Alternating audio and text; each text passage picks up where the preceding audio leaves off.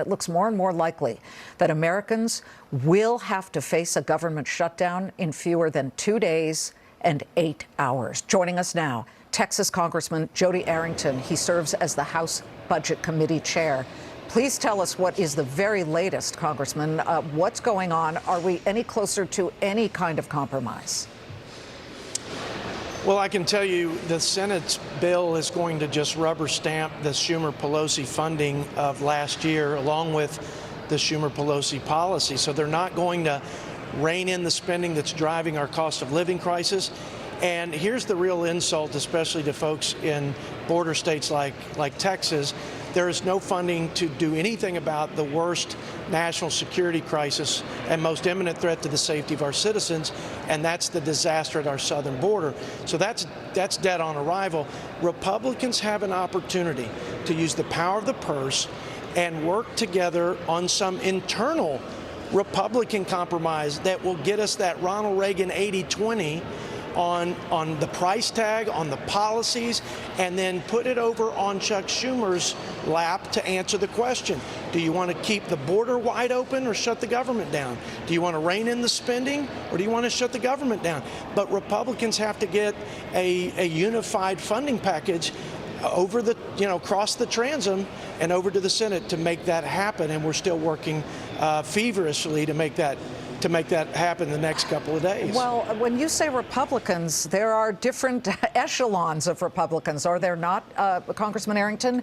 In fact, a letter was just delivered to Kevin McCarthy, I want to say about 42 minutes ago, and it is signed by the Freedom Caucus, and they say, "Dear Speaker McCarthy, we need the following information provided right away. What is the plan to address the public and the issues threatening final passage of the 4 appropriations bills being considered on the House floor? What is the schedule for the other bills?" And all they're talking about is those things. They are not understanding or perhaps acknowledging what Speaker McCarthy would like to see himself, and that is sides coming together and governing.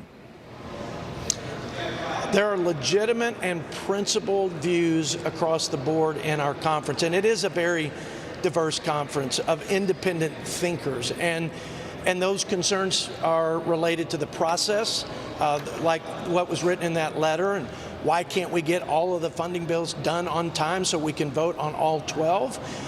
And why would we consider a continuing resolution? Because that's just accepting the status quo and the broken budget process. But I would respond to that by saying, by just extending the time frame for a few weeks with 20% cuts and border security measures and putting that over at the feet of the Democrats in the Senate for them to answer that question, I think this is a very different scenario than some clean CR. And then there are policy questions and concerns, and there are price tag concerns, all legitimate. But at the end of the day, all those principles are really academic if we don't achieve any conservative outcomes. We have to deliver results, and the only way that happens is if we unify, if we push through, and we don't let perfect be the enemy of good, and we put it over there again in the court of our Democrat colleagues. Well, there are reports that in the past hour and a half, I want to say, that Matt Gaetz, the Republican congressman, just had